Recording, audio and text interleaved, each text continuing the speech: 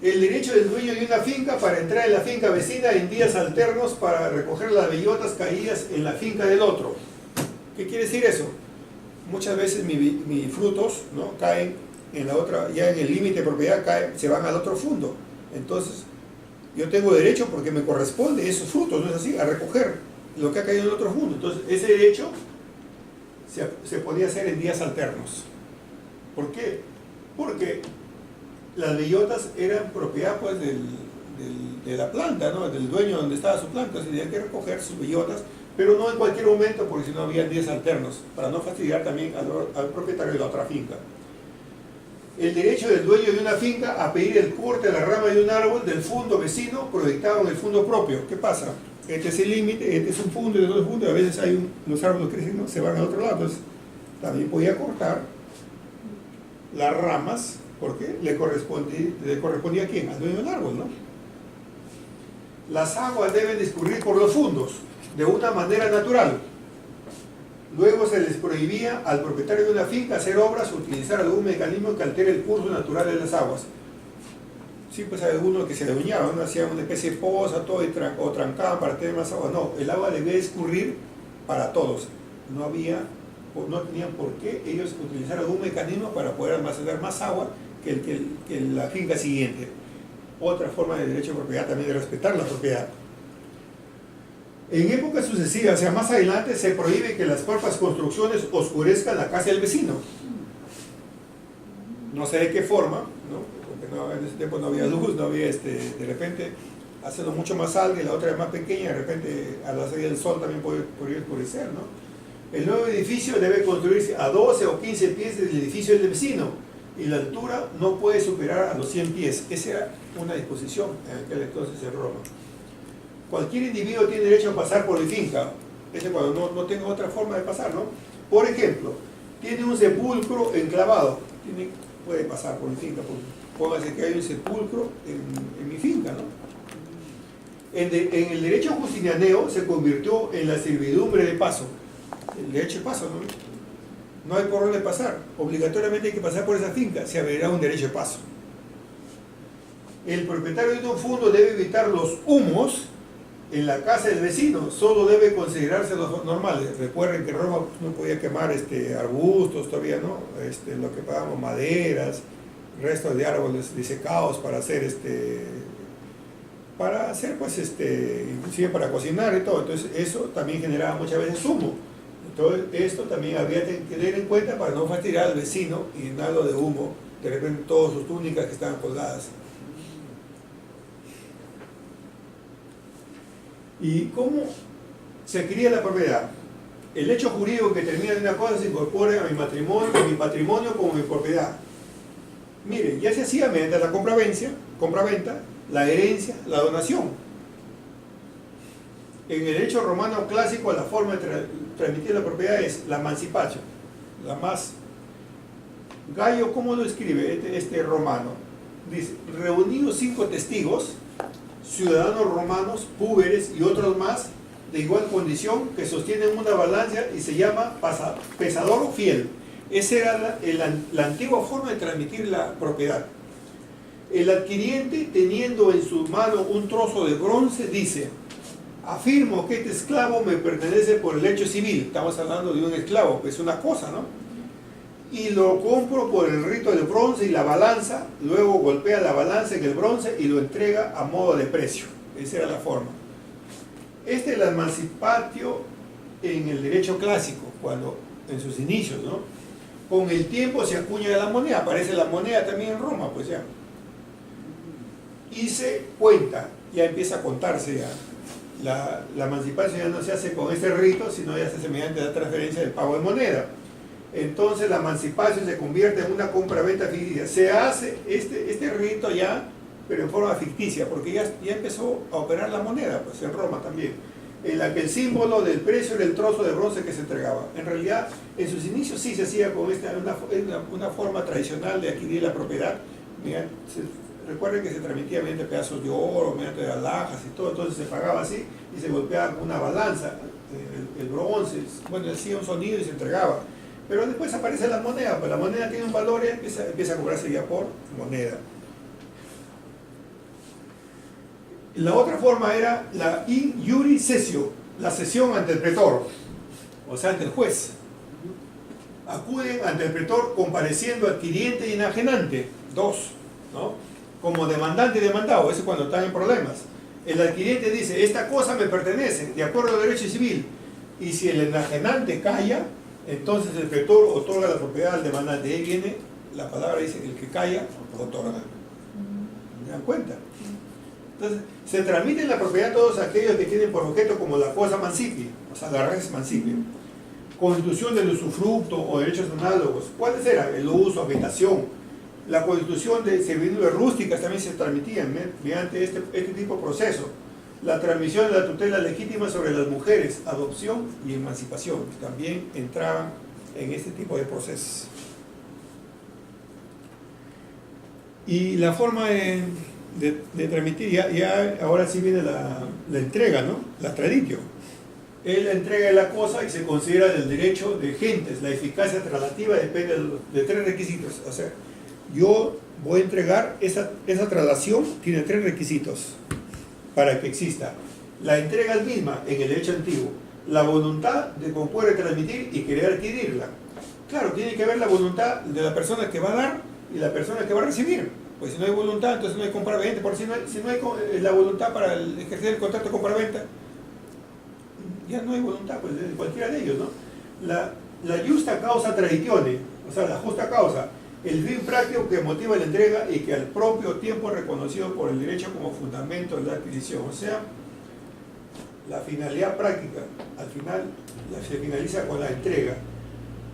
Se hace por una justa causa, puede ser mediante la compra-venta, mediante una donación, mediante un legado, etcétera, pero se convierte en propiedad.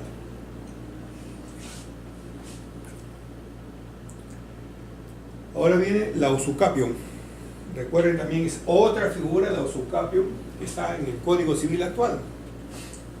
Es la adquisición de la propiedad por la posesión, lo que llamaríamos ahora la prescripción adquisitiva de dominio. Es la figura también que se realiza una acción civil para poder adquirir la propiedad durante la posesión en el tiempo. Estamos hablando, por ejemplo, si una persona tiene 5 años de buena fe, según el Código Civil, y 10 años de mala fe, también según el Código Civil peruano, para adquirir la propiedad mediante la posesión. Es decir, por el uso continuado de una cosa durante cierto tiempo. ¿Y cuáles eran los requisitos para la usucapión en Roma? El uso, el transcurso del tiempo, que las cosas que se posean no lo sean por hurto. En el derecho arcaico, en la ley de los tablas en sus inicios, en los reyes en Roma, se establece que la propiedad se adquiere por la posesión continuada durante 2 años, si es inmueble, o de 1 año si la cosa es mueble. Ahora, en el Código Civil peruano, la propiedad se adquiere por la posesión mediante 5 años cuando es de buena fe, es decir, cuando hay un título, cuando hay de repente un documento que se realizó, y 10 años cuando no existe ningún título de mala fe y la persona está continuamente más de 10 años en ese bien inmueble, está poseyendo, lo puede adquirir. Mire cuántos años ha pasado y la figura lo tenemos ahora.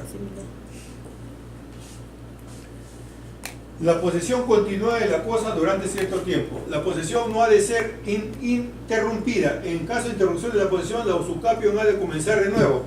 Igual es ahora. Se pide que para la prescripción adquisitiva la posesión sea continua, pacífica, de buena fe, o sea, que sea ininterrumpida, que no haya sido interrumpida. La justa causa usucapiendi va a convertir la posesión cualificándolo en posesión civil, y esta será la causa jurídica objetiva que justificaría la adquisición inmediata de la propiedad. Lo convierte en una posesión de derecho civil, dentro del derecho civil. Miren, en el Código Civil actual, la buena fe, en el artículo 1950 dice, del Código Civil peruano, da una definición exacta, ajustada a las fuentes romanas. La buena fe del poseedor da una definición consistente en la creencia de que la persona de quien recibió la cosa era dueño y podía transmitir su dominio. O sea, en realidad, el Código Civil peruano tiene las figuras romanas. Si ustedes estudian bien el derecho romano, quiere decir que el derecho civil lo van a poder llevar bien tranquilamente. ¿Y cuáles eran los derechos reales de garantía?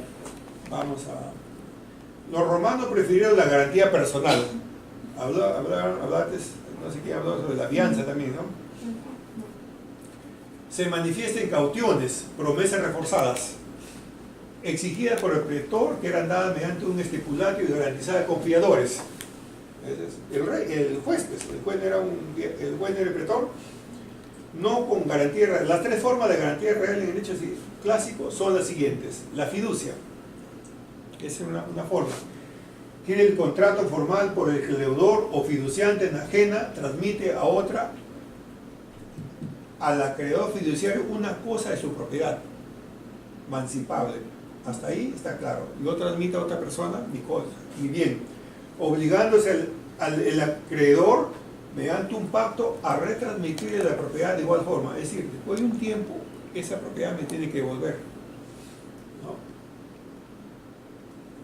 Una vez que el deudor haya satisfecho su crédito, o sea, yo le doy, por decir, mi carreta en aquel entonces para que lo trabaje, porque yo le estoy debiendo a este señor, y ese señor va a trabajar con mi carreta, por ejemplo, 6 meses o un año, y después de haber trabajado y haberse cobrado ya el crédito que yo le tenía obligado hacia él, entonces él me devuelve nuevamente mi propiedad.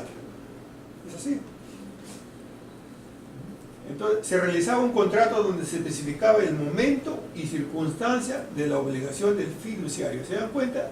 Esta figura existía ya en Roma. Ahora también algo parecido existe. El pinus o prenda. La prenda, ¿quién no prendaba una cosa? Los romanos consideraron la prenda y la hipoteca como una institución unitaria. Para ellos no había una distinción como ahora hay prenda y hipoteca, ¿no?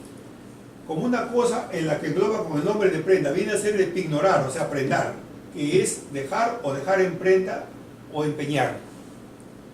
Entonces, las fuentes romanas conciben la palabra pignus, ¿qué pasa? En dos sentidos, el estricto y el originario, que consistía en un derecho real sobre la cosa ajena, que se constituía transmitiendo el deudor la posesión de la cosa al acreedor. Es una forma de darle a la prenda la figura.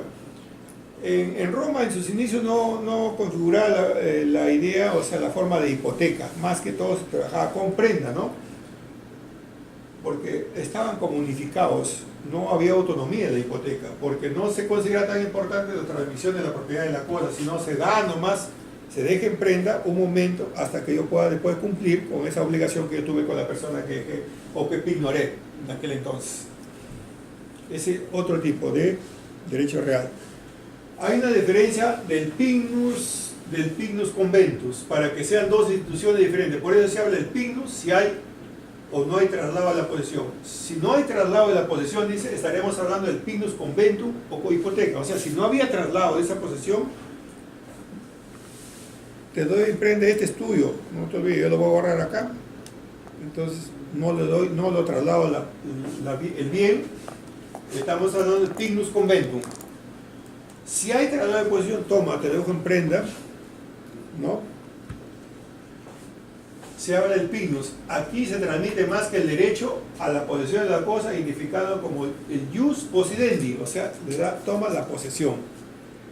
Posee hasta que yo te cumpla con esta obligación. Este derecho lo tienen en la prenda del acreedor pignoraticio, desde el mismo en que se constituye en derecho real. O sea, en realidad le entrego la posesión como una especie de garantía, pues.